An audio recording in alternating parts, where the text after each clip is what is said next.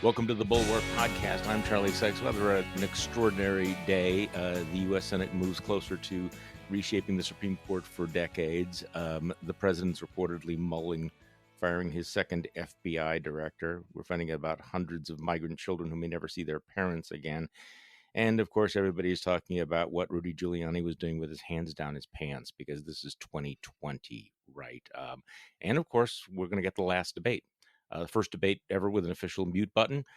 Just a quick note, if you are a member of Bulwark Plus, you are invited to join us for a special free live stream immediately after the debate. We're going to be joined, you'll be joined by all of your Bulwark friends, your Bulwark favorites, and we will break it down for all of you, if we can survive. There will be alcohol, but it's strictly bring your own. So to give a preview of the debate and where we are at 12 days before the election, we are joined by GOP guru Mike Murphy. How are you, sir? I am good, Charlie. Thank you. And I'm proud to say I, too, am a member of Bulwark Plus. It's worth every dime. I encourage people to do it. Well, we appreciate that. So just before we started, you were saying that you were telling people that at this point, it's a good idea just to kind of turn off television, just take a deep breath, stop panicking over everything. Yeah, it is. This is kind of the Ides of campaign time where the polling margin of error is controlling the national mood. You know, it's funny. Under Trump, the Republicans have become the stupid party, but the Democrats are always the neurotic party, and they're haunted by 2016. So when they have bad polls, they're incredibly depressed. When they have good polls, they're incredibly depressed because the polls can't be right. Trump has a special ram's horn he can blow, and all of a sudden the millions of people come out of the woods and fly over America and vote for, they have all these kind of neurotic fantasies about this thing. So everybody's incredibly twitchy, all based on polls that measure with some error what happened last week. So I'm telling people only look at, if you have to look, only look at the internet, or with the exception, of course, of the Bulwark, or turn on cable news on every other day. Pick even or odd, and you'll have a happier life for the next 12 days. Well, you probably get the same reaction that I do. Every time there's a new poll, that goes out on Twitter, people just freak out. The analogy I was using with you would be like, being a heart patient in the hospital and being glued to your heart monitor, and every single time that it jumps up, right. that I'm at 98 now. I was at 96 2 minutes ago. Please call the nurse. Okay, so let's do a little bit of low-hanging fruit yesterday. Former President Barack Obama was out on the hustings and really went after Donald Trump. But I thought he made kind of an interesting point here. Let's play that. We know that he continues to do business with China because he's got a secret Chinese bank account. How is that possible? How is that possible? A secret Chinese bank account. Listen, can you imagine if I had a secret Chinese bank account when I was running for re-election? You think Fox News might have been a little concerned about that? They would have called me Beijing Barry. Oh, yes, they would. They would. It is not a great idea to have a president who owes a bunch of money to people overseas. That's not a good idea. I mean, of the taxes Donald Trump pays, he may be sending more to foreign governments than he pays in the United States. His first year in the White House, he only paid $750 in federal income tax. Listen, my first job was at a Baskin Robbins when I was 15 years old. I think I might have paid more taxes that year working at a dispensing ice cream. How is that possible? How many people here paid less than that? So, Mike, again, this is almost too easy, but it is pretty easy to imagine what it would have been like if Barack Obama had a secret bank account in China. I mean, Oh, it's if Obama had done 1/50th of the things Trump had done, if you'd had a hotel where they're leaning on people to go use it, if he was charging the Secret Service hundreds of thousands of dollars at his cheesy golf clubs, I mean, the Fox studios would be totally ceramic because every day heads would explode. They'd have to hose it off at night to get ready for the next day's broadcast. I mean, we're just in a completely bizarro universe with, I mean, Obama totally makes the point. I mean, it's helpful to step back and just focus on this stuff of how far afield Trump's actions really are. yeah, no, it's an easy game to do. Turn it around. I mean, we used to do this in conservative talk radio all the time. Well, imagine if this, had happened to a Republican. But his point about the Beijing Barack. I mean, it's it would have been every hour, every day, every talk radio show. I mean, the internet would have absolutely exploded. But as you point out, this is like one sliver of Trumpism, which is, of course, worth remembering that with all of this heavy breathing on the right about Hunter Biden and the alleged corruption out there. Obviously, if Republicans gave a shit about corruption, we'd be in a different place, right? I mean, Yeah, totally. clearly, not caring about corruption is kind of baked into the political cake right now. No, the Republican elephant on the RNC flag has been replaced, the old Jack Frost logo, and the new elephant is a real estate developer taking a payoff from China. That's the new thing. So that's the new normal. And Fox has just gone, with a few exceptions once in a while, just down the whole dear leader route. It's totally whatever he does is great. Up is down, down is up. But again, if you look at the campaign, for all the nervousness about polling, the fundamentals of it are pretty clear, and it's been that way for weeks and weeks, months and months. The country wants to fire Donald Trump, and that's the trajectory we're on. Yeah, let's talk about the polls in a little while here, but let's talk about the debate. This would normally be one of the most consequential moments of the entire presidential campaign, but things are different. You've had a huge number of people who've already voted. Mhm. And there's not a lot of suspense about what's going to happen tonight. Well, I suppose that there is some, but I'm going to go out on a limb and say that Donald Trump will not pivot, that there will not be a kinder, gentle to Donald Trump, that he will once again expose himself for who he is. That's just me, just spitballing there. Yeah, you're going out on a crazy limb Yeah, there, I know, Charlie. crazy. Yeah, Trump is the atomic clock of being Donald Trump. There's just no changing him. I know. I think, the dregs and the yes men there are going to be telling him, sir, we really loved you last week. You really taught Biden a lesson. Wow, that was, I mean, people say Churchill was good, nothing compared to you. But this time, since they've seen that, sir, maybe we try something a little. So I think for the first 3 minutes, he will try to be a little different. And then he'll just go to instinct, because Trump is an itch scratcher. Whatever he wakes up with, sparked by what he saw on cable, he has to react, and he has to scratch the itch. So he wakes up every day thinking, must kill Biden. And if you watch him in the rallies, he's just cranking it up every day. Now the Biden family's a criminal enterprise. Biden's an alien, and so he'll just keep going over the top. So the only loose variable to me is, does Biden change up his act a little?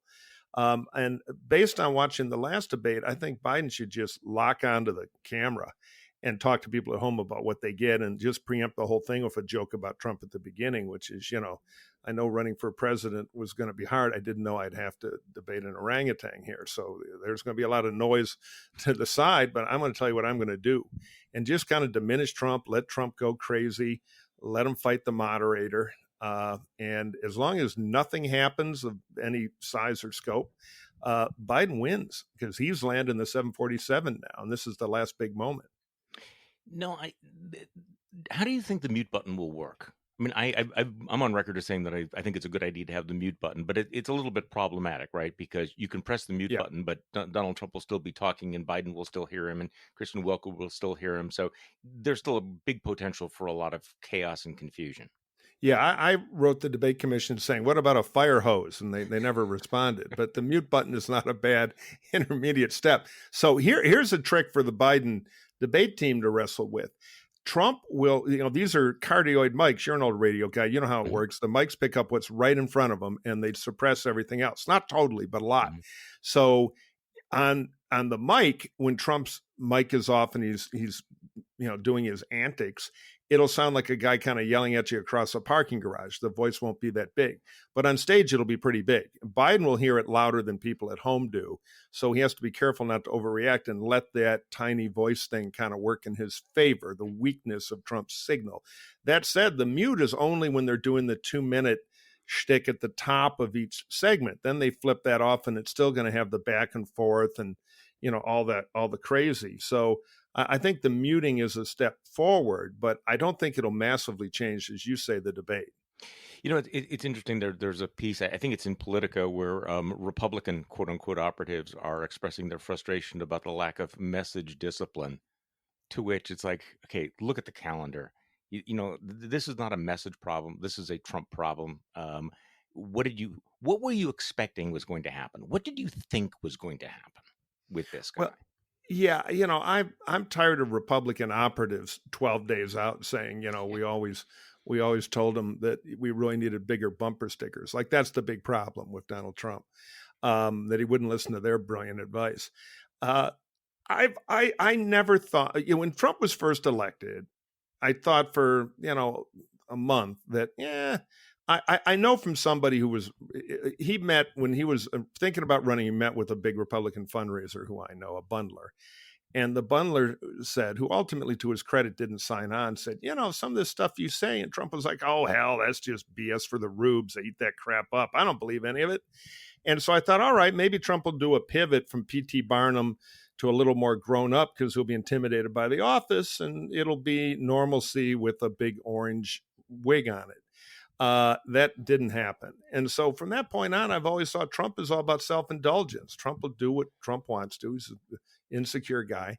He's a weak guy. And so I've never believed that like the campaign, you always get the same narrative in the elite media. They want to cultivate campaign sources. So this savvy Trump campaign of highly brilliant operatives, a Facebook genius, Brad Parscale, they've got a plan that can, and because they're just talking to them.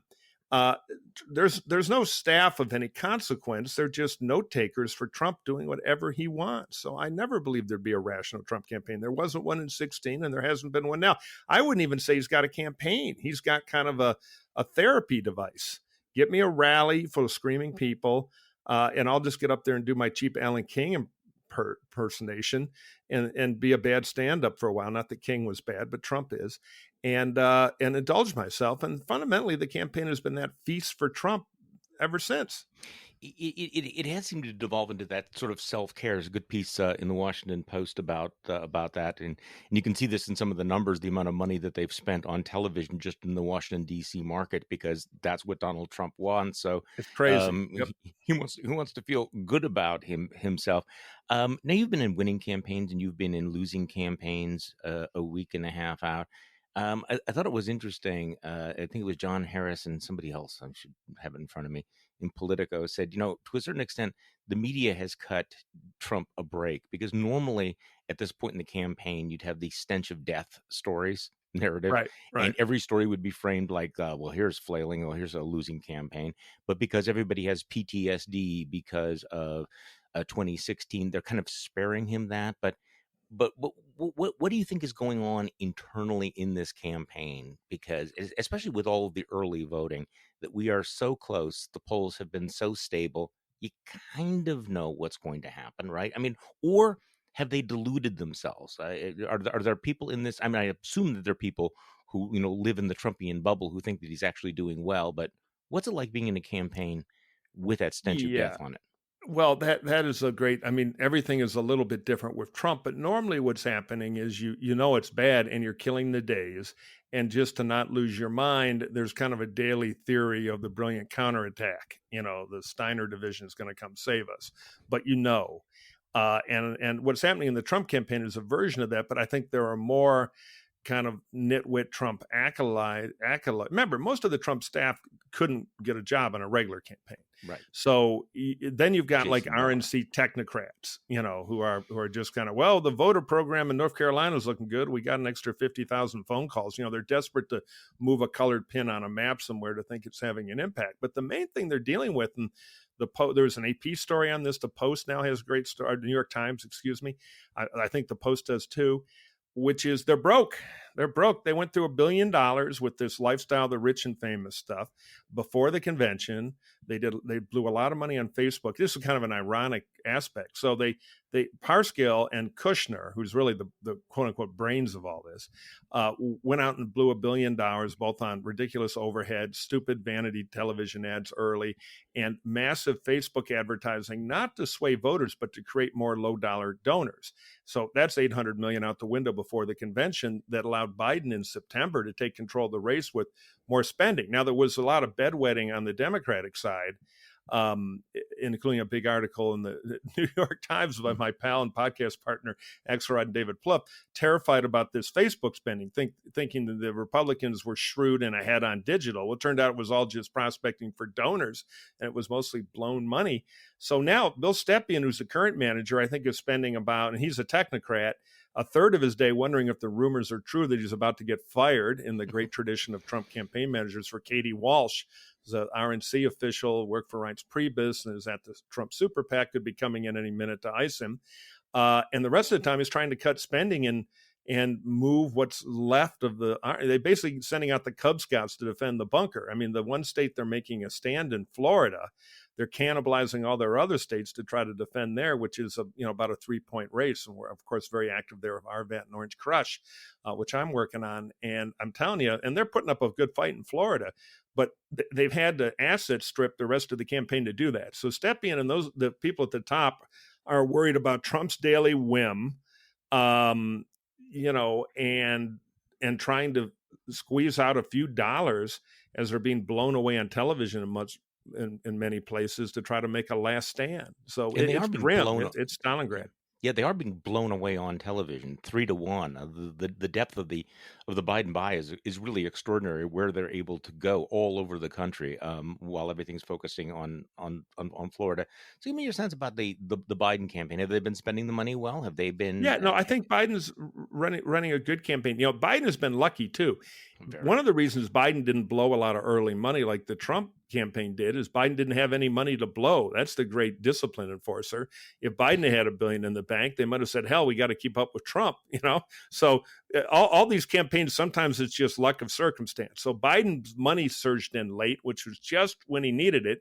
And to their great credit, Jen O'Malley Dillon and Donilon and Anzalone and the team over there, they've spent it late and smart, and they're able to widen up. They can go into Ohio, which they might be able to steal from Trump, which would be tremendous. Amazing. For Biden, because Ohio, like Florida, reports the absentee counts them in real time, so you won't have the 4-day delay there. And if either of those states go for Biden, it's almost certainly over. So the only mistake I think Biden's made is they've let Trump hold too much of an advantage on the economy. That's the one issue where people say Trump is better than Biden, and traditionally it's the most important issue in a campaign. So that's the thread that's holding Trump up in the swing states, and I think they could have spent more time on that, tightening it up a little bit. They're never going to beat Trump on that, but they could have closed the gap a little more. But all in all, I think they've done great, and they've had the money, which really helps you do great. Because, the great example was September, where Trump, in a smart world, would have tried to regain the agenda of the campaign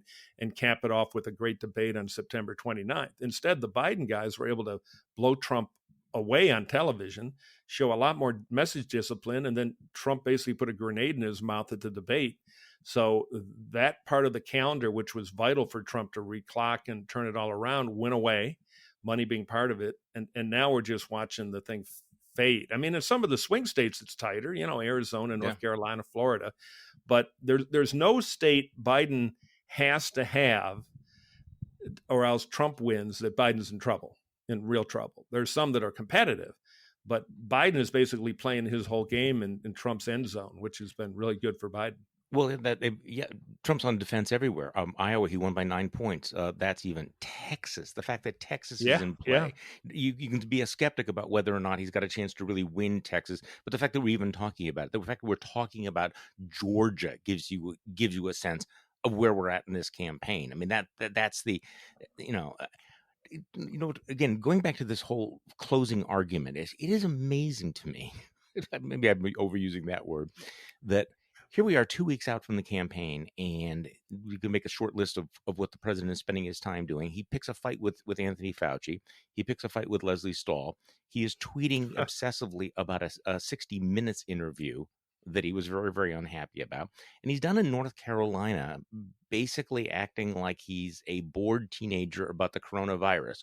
All you hear about is COVID, COVID, COVID, COVID. Well, excuse me, we're in the midst of this third huge spike, and the majority of Americans are going, Mr. President, are you going to take this seriously or not? And he's going out of his way basically to say, hey, we're living with it. It's going to be okay. Herd immunity, blah, blah, blah. Yeah, no. The big closing move on Tuesdays is going to attack Jesus.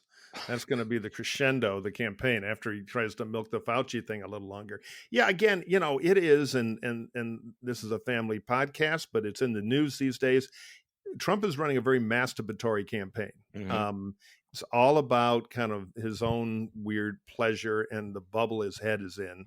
And it's not connected to strategy. It's not connected to what's really going on. He's just doing whatever he feels of the moment. And he is essentially a sulking teenager. So that's not going to get him out of the hole he's in. Now, Biden has to get through this debate. If Biden turns and starts talking to Teddy Roosevelt, who we imagine standing next to him, it could be trouble. Biden could hurt himself. But as long as this thing is kind of a replay of last time or even a slightly more grown-up version of that, another day goes by with Biden's big 747 getting another 100 feet closer to the runway.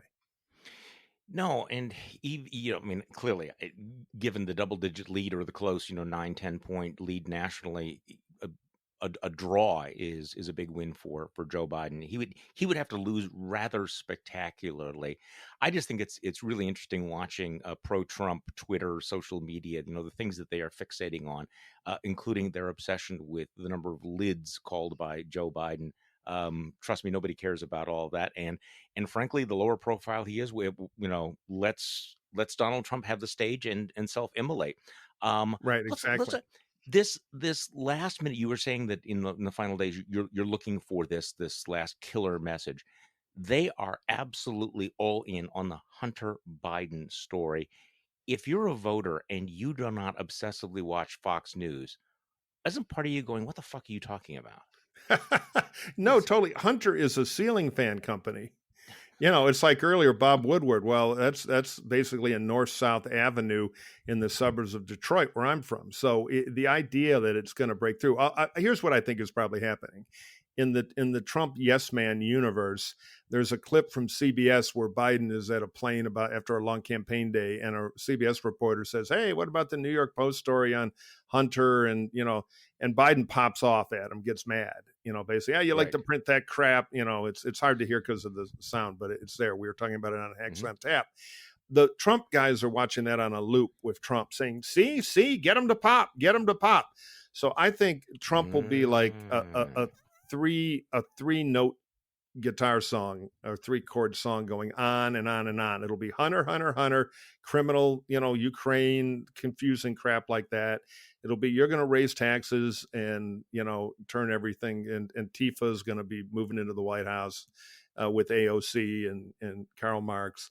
And then the last thing will be, here's all the great stuff I've done. Why don't you love me, America? And it'll just be a repeat of that with a lot of the Hunter Ukraine stuff to try to blow them up. But as Arthur Finkelstein, the late great maniacal yet brilliant Republican strategist who a million years ago taught me polling, he used to always say most people think an Afghan is a cat.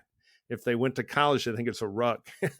And, there's some truth to that. So again, if Trump froths at the mouth about some guy named Hunter for 40 minutes and Biden keeps his cool, which is where Biden has to earn his outcome, it'll mean nothing important in the campaign. It'll just feed Trump's 44% that like to have a theory of the case every few days to recharge their Trump love. But as we know, that's a losing hand. You don't win with 43, 44, 45.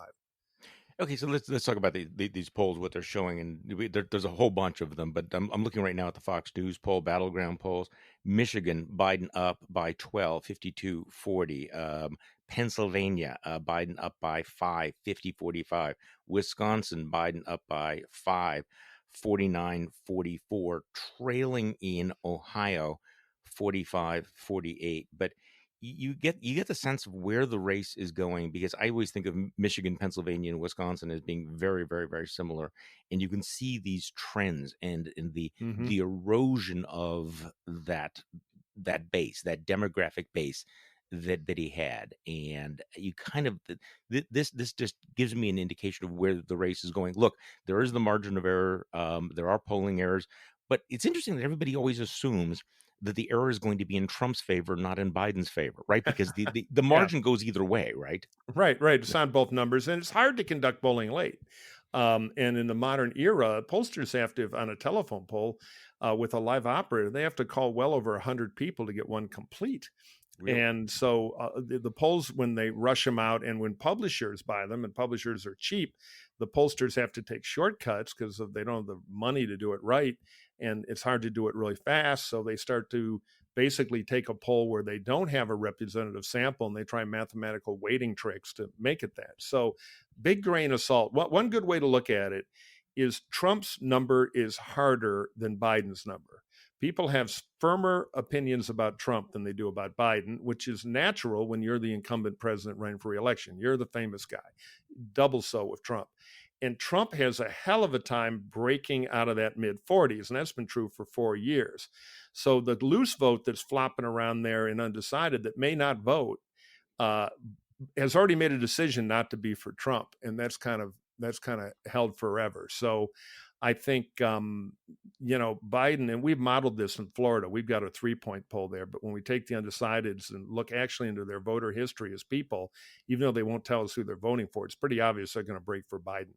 So I think that Trump number is more locked in than the Biden number. So if I were Trump looking at a lot of 45s, even if it's like, hey, Biden's at only 1 point ahead at 46, that 45 may not go much higher. Yeah, it seems to be 44, 44, 44, 44, and we're going to be amazed on election night if it turns out to be 44%. So talk to me Yeah. about Florida. You've obviously been paying a lot of attention to Florida. There was some buzz that there was some weakness among Hispanic voters for Biden. Just give me your sense of the state of play in Florida right now. It's very close, like Florida always is. People forget out of about 10 million votes, Obama only beat Romney by 74,000 and Trump only won by 114. So a 2-point race there is a landslide. I think Biden has the edge. I think if the election were held tomorrow, Biden would win. Biden does have a Miami-Dade problem, particularly with older Cubans, because of the Obama-Cuba deal and some things like that. But the campaign's working on it. At Arvad Orange Crush, we're working on it. And the numbers have been improving. And in the rest of the state, again, it's tight. And that's the state where Trump is defunding the Michigans of the world to put up a defense with television and everything. But I'd much rather be Biden right now than Trump, though it's tight. So I see this morning that Michael Bloomberg cut a check for $500,000 to Arvad. Yes, he's one of our Florida and donors to Orange Pennsylvania. Crush. Absolutely. And our listeners can join him. You can, at cocktail parties, say, well, Bloomberg and I put a little money together for Florida. But yeah, they're a donor, and we appreciate their support. And we've been in contact with them because they're doing a wonderful and strong campaign down in Florida, too. Yeah, I mean, that was one of the big questions. What would Mike Bloomberg do with his money? And at least based on what I've heard, he's kind of all in on Florida. So it is interesting that both parties are focused on Florida. And part of that, I think, is look, I mean, obviously the math is there, but it's also psychological, because you know that if at 9:30 on election night Biden has won Florida, it's over. Right. And Florida will Right. report quickly because they Right. start counting the absentee ballots now as they come in. So none of this week-long wait. And no Republicans won without winning Florida for 96 years. So if 1 in the morning on election day, Florida's done, the 5-day delay in Wisconsin is no big deal. So Mike Murphy, thank you so much for joining me on the Bulwark podcast today. We appreciate it very, very much. Thank you, Charlie. Always great to do this. I'll right. talk to you soon. And thank you for listening to the Bulwark podcast. I'm Charlie Sykes. We'll be back tomorrow, and we will do this all over again. There are 12 days to go.